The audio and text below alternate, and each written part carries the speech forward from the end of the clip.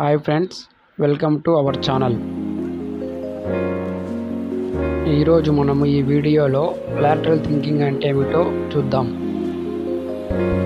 మొదట మనము lateral thinking అంటే ఏమిటో చూద్దాం. లాటరల్ థింకింగ్ అంటే పార్శ్వంగా ఆలోచించడం, అంటే అందరిలా కాకుండా విభిన్నంగా ఆలోచించడం. ఒక చిన్న కథ ద్వారా విభిన్నంగా ఎలా ఆలోచించాలో తెలుసుకుందాం. ఒక అడవిలో ఇద్దరు స్నేహితులు వెళుతూ ఉంటారు. అప్పుడు వారికి ఒక పులి గాండ్రింపు వినిపిస్తుంది. అప్పుడు వారిలో ఒకడు తన షూలేస్ కట్టుకుంటాడు.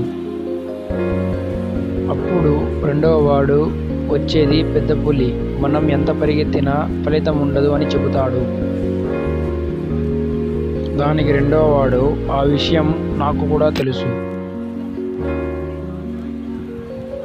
నేను ఆ పులి కంటే స్పీడ్గా పరిగెత్తలేనని కూడా తెలుసు.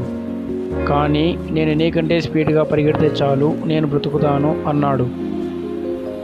చూశారుగా ఫ్రెండ్స్, లాటరల్ థింకింగ్ అంటే ఏమిటో.